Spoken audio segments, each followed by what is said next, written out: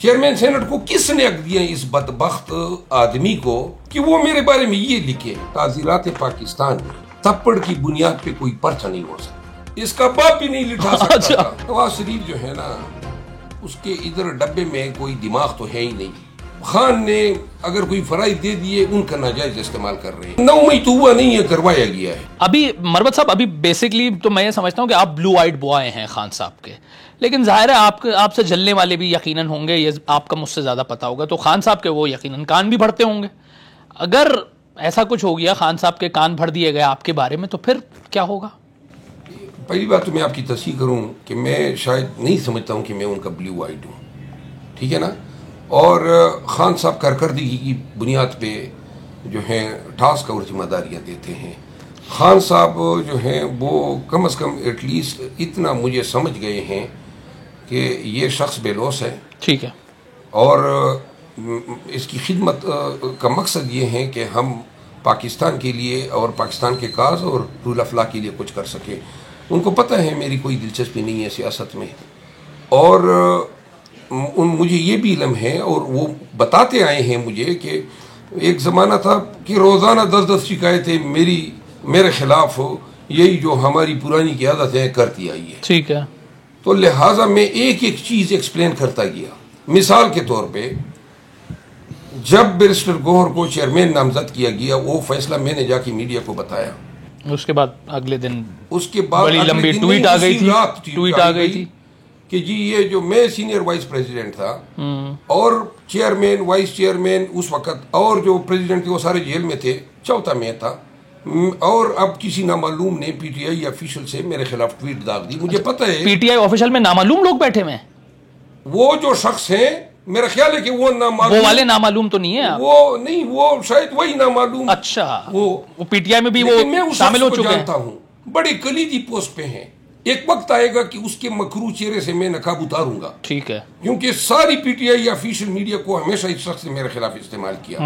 दूसरी बात यह है कि ऐसे लोग हैं आज भी जो खान बनने की कोशिश कर रहे हैं, और जो इनकी कोई ना उनमें कोई सलाहियत है, ना उनमें कोई कैपेसिटी है, बस खान ने अगर कोई फराइज दे दिए, उनका नाजायज इस्तेमाल कर रहे हैं। ऐसे लोगों को के सर को चलने चाहिए।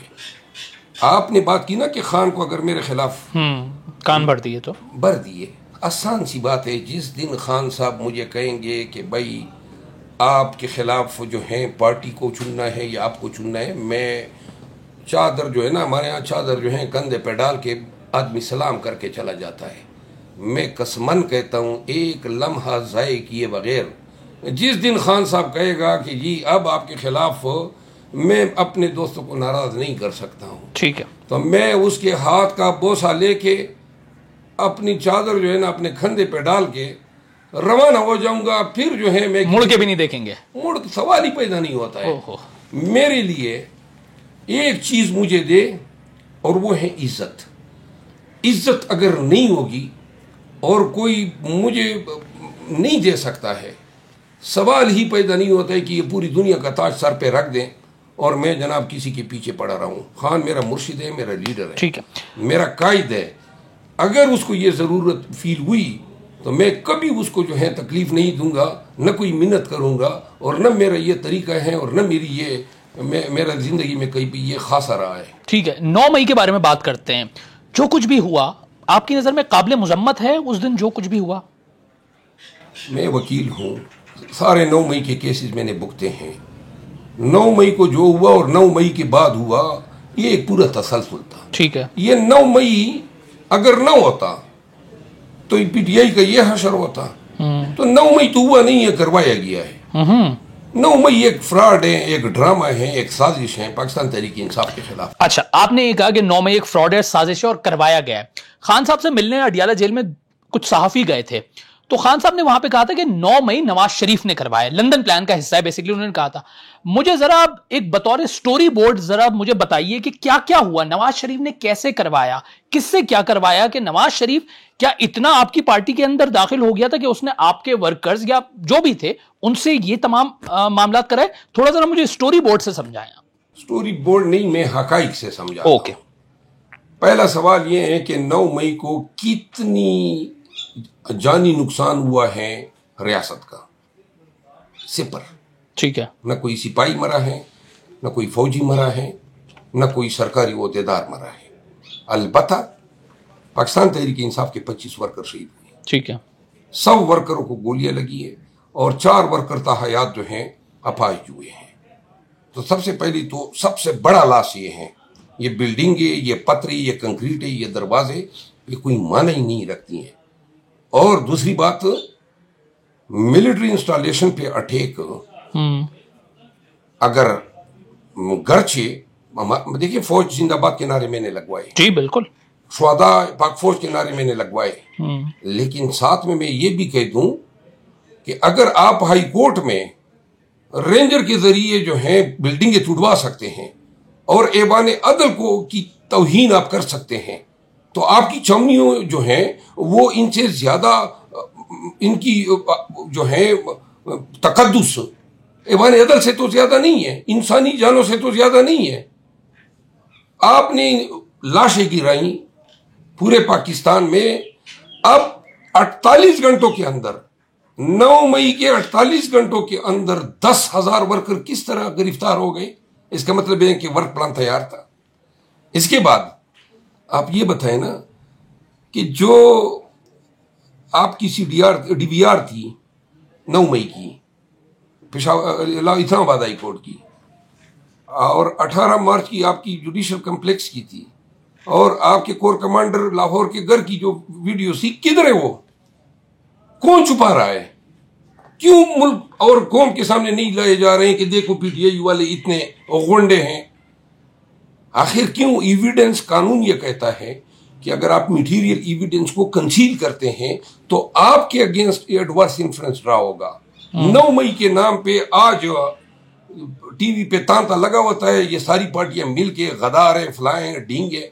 तो यानी आप बिल्कुल आप कहते हैं कि 9 मई तहरीक इंसाफ बिल्कुल मासूम है, एक कोई तहरीक इंसाफ ने गमला तक नहीं तोड़ा, 9 मई की विक्टिम है।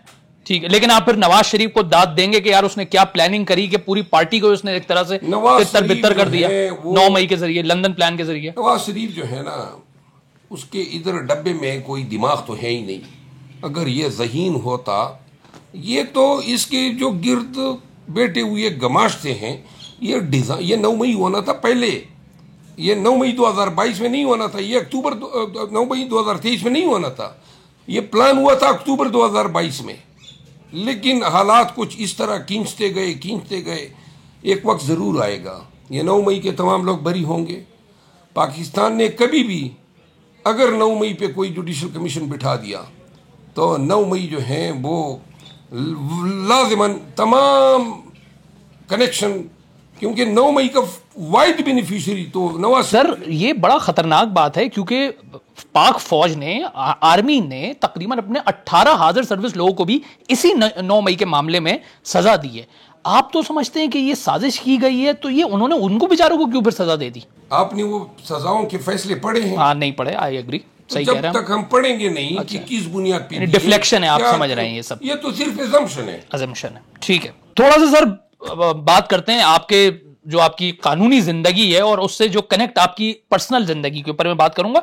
मैंने देखा आप बड़े कानूनदार हैं, 16 साल आप जज रहे हैं, यकीनन कानून की अमलदारी पे आप यकीन रखते होंगे, लेकिन आपकी सोच में एक मुतशद्दिद मैंने सोच पाई है। आप कहते हैं चपेड़े मार दो, आपकी थप्पड़ों से बड़ी रगबत है। अफनान वाला वाकया, इस्लामाबाद हाईकोर्ट वाला मामला जो हुआ, ये इतनी आप में इंतहा पसंदी क्यों है? आपकी तबीयत में पसंदी नहीं है, थप्पड़ों से इतनी आपको पसंदी? मेरी आप गुजारिश सुन लें। अच्छा, एक तो पाकिस्तान, ताज़ीरात पाकिस्तान में थप्पड़ की बुनियाद पे कोई पर्चा नहीं हो सकता। अच्छा, ये अच्छा है। पहली बात, जिस तरह गाली देने से पे पर्चा नहीं होता है ना, आप किसी को गाली दें, गाली ताजीर में कोई जुर्म ही नहीं है, समझ होनी चाहिए। वैसे ये थप्पड़ मारना सर एक तो भाई मैं ये नहीं कहता हूं कि मैं इसका फायदा उठा रहा हूं, ठीक है। थप्पड़ तो हमारे यहाँ आप देख लें, अगर कोई मुझे माँ बहन की गाली देगा तो मेरे पास या उसको थप्पड़ मारना है या सरनगू होके जाना है, तो कोई गैरतमंद आदमी क्या करेगा? मैं उस गाली देने वाले को जनाब छोड़ के रवाना हो जाऊं? लाना तो ऐसे किरदार पे जो ये जबान है ना मुंह में, ये दूसरों को गालियां देने के लिए नहीं है। ठीक है। जब गाली कोई इस पे बकेगा तो थप्पड़ भी खाएगा। पहली बात, ये मुतशद्दिद की बात नहीं है। मैं लंदन में पलता बढ़ता वहां पे रहता तो शायद मेरी ये परवरिश न होती। दूसरी बात ये है कि हमारे मुआशरे में आपको मैं एक मिसाल दे देता हूँ। लोग अपने इख्तियारात का नाजायज इस्तेमाल करते हैं। ठीक है। चेयरमैन सेनेट ने अभी कुछ दिन कबल मेरे खिलाफ तंग करने के लिए या मुझे बेइज्जत करने के लिए जो लैंग्वेज यूज़ की है मेरे खिलाफ, और वो एक स्टैंडिंग कमेटी को कहा है कि इसके ये मामलात देख लें। ठीक है। आज डान में आया भी है। वो लैंग्वेज आप देख लें तो इस शख्स के बोने होने में कोई शक नहीं रहता है। चेयरमैन सेनेट को किसने हक दिया इस बदबख्त आदमी को कि वो मेरे बारे में ये लिखे? अब इस आदमी को मैं डर के मारे खामोश हो जाऊं या इस पे लानत भेजूं? मैं कानून मुझे अपनी इज्जत और तवकीर को प्रोटेक्ट करने का हक देता है और मैं किसी को ये इजाजत नहीं दे सकता हूं, चाहे वो सेनेटर हो, चेयरमैन सेनेट हो या कुछ भी हो, सदर पाकिस्तान क्यों ना हो, कि वो मेरी बेइज्जती अगर करेगा 10 दफा ऐसे घटिया लोगों की मैं बेइज्जती करूंगा। खुद यानी ये शख्स जिसको जो है आप कोई क्लर्क नहीं रख सकते हैं, किस तरह पाकिस्तान के निज़ाम में ये चेयरमैन सेनेट बन गया? क्या इसकी क्वालिफिकेशन है? यानी कि मुक्तदर हल्कों के नजदीक है तो चेयरमैन सेनेट बन गया। ये आपका निज़ाम है। ठीक है। और ये आपका मेरिट है। लेकिन सर ये जो सोच है ना, मैं इस बात का कायल हूं क्योंकि ये सोच यहां तक रुकेगी नहीं, ये आगे तक जाएगी, ये हाथ उठेगा, फिर मजीद चीजें होंगी, फैमिली तक जाएंगे, खानदान तक जाएंगे, दुश्मनियां हो जाएंगी, तो एक माशरा पोलराइज माशरा हो जाएगा। You being a senior lawyer, क्या आप नहीं समझते कि आपको पूरी दुनिया देख रही है, बड़ा आपकी फैन फॉलोइंग है, आप अगर अपनी कौम या आपको एक कौम को बनाना है, एक सोच को बनाना है, तो आपकी सोच ऐसी नहीं होनी चाहिए कि आप कौम को समझाएं, ठंडा करें, दरगुजर पे यकीन दिलाएं? तो दरगुजर पे यकीन दिलाएंगे, लेकिन वो अगर बैठते ही कवाली शुरू कर देते हैं कि बूट चाट है, आरामखोर हैं, तो ऐसे घटिया लोगों के साथ क्या रवैया होना चाहिए? यानी आप इमरान खान को कोई, मैं इस तरह की सोच से डरता हूं क्योंकि ये चीज रुकती नहीं है, ये आगे तक जाती है। मौजूदा वक्त में हम ऑलरेडी पोलराइज्ड हैं। ठीक है। जेल में डाला है, पार्टी के साथ जुल्म फिस्ताई, ऊपर से गालियों के हम रवादार नहीं है। ठीक है। न गालियां मौजूदा वक्त में सुनने को तैयार हैं। अगर कोई इमरान खान को गाली देगा जिस तरह वो अफनान ने दी थी, या जिस तरह वो तो कहते मैंने लंबा लिटा दिया था आपको, अफनान तो कहते मैं तो लंबा लिटा दिया था, इसका बाप भी नहीं लिटा सकता था। ठीक है, समझ गए? ठीक है। उसकी जो दुर्गत पी है, वो जो जीदा छंगड़ था, उसने तो ये झूठ जो है इख्तिरा किया। ठीक है। जीदा छंगड़ झूठ ना बोलता तो ये लंबा तो किसने लिटाया और कौन ये दुम दबा के भागा है? ठीक है।